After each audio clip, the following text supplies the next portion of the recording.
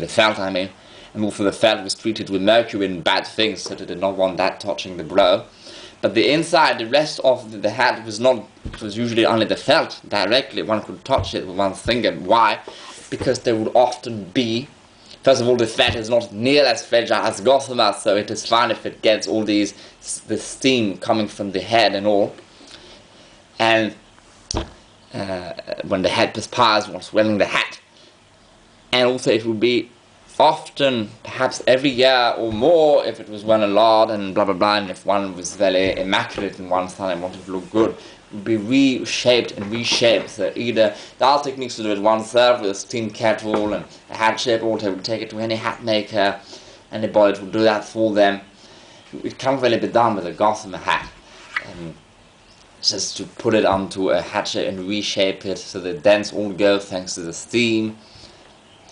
And that was how it was. And so perhaps after 5 years or even every year, when the fashion model has changed, they were saying, you know what, why not, once we reshape it, instead of creasing it here, just open it so it creates a more top hat looking shape, because that is more the fashion, or instead of punching in that top so it looks more like a top hat, try to punch it out, because now is the fashion for this sort of Cambridge hat.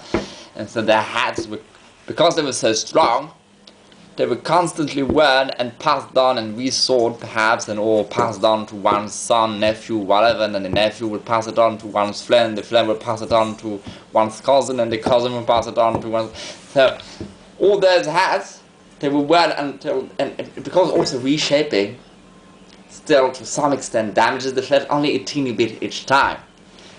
A small bit each time being so often done, and it creates a sort of vicious circle whereby the more it is done, the more the felt with the hot steam, it loses a bit of its density to the point where it creases more easily. So then one starts reshaping it perhaps more often.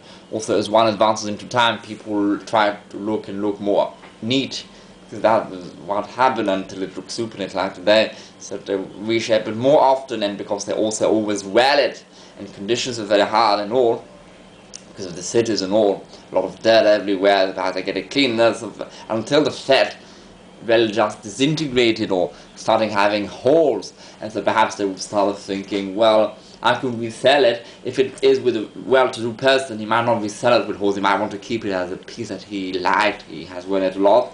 But like many people, he might not store it properly, and so it starts getting moths, and the moths start eating it. And then perhaps he just keeps it like that and forgets about it until the moths have almost completely eaten it. And or he sees it 10 years later, oh, it looks disgusting now, you know what, I do not care about that hat anymore. His arms finds it 10 years later, same thing. Who did that even belong to? I do not care. She sells it, 7th hand. And the more it ends up with poor people, the more these poor people will wear the damn thing until it just breaks down and not take care of it and not store it properly. They do not even have space to store their own bodies. So come on, what do you think they care about the damn hat? And so if it even comes to us almost 200 years later, perhaps it is only a separated brim that is half eaten. The crown is even completely gone, or the crown is a separate piece that cannot even possibly be reattached. And everything is eaten and rotted and full of mushrooms and fungus and cannot conceivably... I mean, the only safe way to touch it without having the fungus and once it would be to sort of boil it and to damage it further, and anyhow it is already completely destroyed, and those half of them have not even survived with a detached pieces, fungus related stuff. Why? Because before it even perhaps reached that stage, because the hat is all gone and thrown, and so let us recycle that material, let us boil that old felt to make it into an even cheaper hat, or to make it into a felt used for, again, padding shoulders and coats, or petticoats for women, whatever. The more one goes back into time, the less clothing they wear, and thus the more they recycle things. So although to us this clothing looks amazing, it looks like it was all hand 200 years ago, it was still all handmade and all hand assembled, and they spent so long in one thing. So why did they recycle it? But because they spent so long, they were thinking, they weren't even thinking, but probably unconsciously, because it had always been like that, they were thinking, it will always be like that, and not realize, well no, all these crafts will very soon they would start dying. So it would be nicer that by the time it started having mothballs, really the felt was disintegrating. Instead of just throwing it in an old attic or selling it to whomever, some tramp, you would have preciously kept it like, wrapped in a nice scarf, in a nice box, in the original box, and just keep it and not forget to every 6 months air it out, brush it, and make sure there are no moths, and re-add these little cell seeds I put to all the stuff that could add plants to sort of keep the moths away. No, to them, it did not matter. It was like, let us have another one. Well, now the felt is dead. Why not use that felt to make a kit? The materials were so costly, especially the materials were costly, more than manufacturing clothing. Now it is the opposite.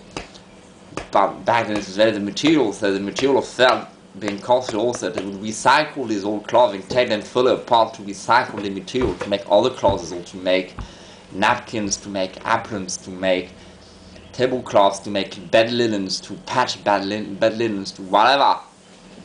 Put as a thing on a shelf to protect, before you put your little toy cars, you want to protect the wood on a shelf of an old cabinet, and you cut that old waistcoat so you can use that old silk to put whatever what they were doing.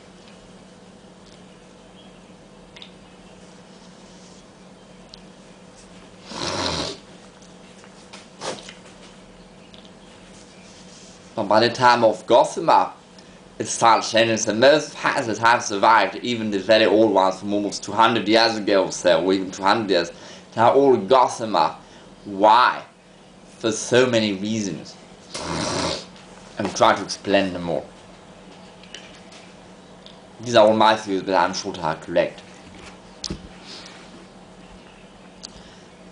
The gossamer, so people start having more and more high hats. At the same time, because they are higher, they are more fragile and more prone to breaking, because they are more prone to hitting the doors, hitting whatever. And to have more and more high hats, if one is to make them like in gangs of New York, out of felt, some were also made like that, they are very heavy. When the felt is very heavy, so the higher the crown, the heavier. Simple really. Because the more material, the more felt.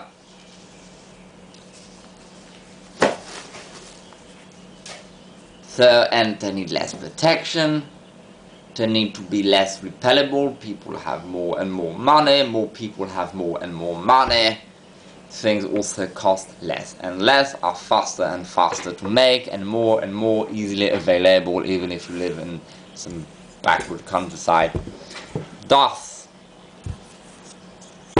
they care less about having something that can literally withstand thousands and thousands and thousands of wear, and it can be reshaped and reshaped and reshaped and reshaped, and the headband can always be replaced when the leather starts dying, like here it starts dying out. So the headband is not a problem, and the trimmings will be replaced. Yes, if they had trimmings, which they often did on the felt ones, they would replace the trimmings, but all that is easy to do by a hat maker, or even to do it at home. If somebody was good at sewing, which every time there was somebody minimum good at sewing, at least the woman. Or they could even pay a prostitute. I mean, I'm not joking. You could, if you were a client of a prostitute, a regular client, I'm sure you could have said, "Oh, do you know how to sew? You're a woman." She was exactly replying, "Yeah, you know what? Come on, I'm always taking you. I'm your best client. So why not? I pay you a bit more, and you repair that hat. I might have done it, whatever." But so to start thinking more and more about consuming goods, about fashion starts being really more uniformized, and so people start not just trying to adapt the old thing. One thing might be made. I'm Robert, my hat is made 30 years ago. It was made for Charles when the fashion, 1830 or 1810, it was made in 1780 when the fashion was ready for that, so it was a high fashionable hat, so they really made it of that fashion, but I've reshaped it since many times. It has been reshaped. I call it fifth hand. And my uncle Rupert, he has got his hat dates from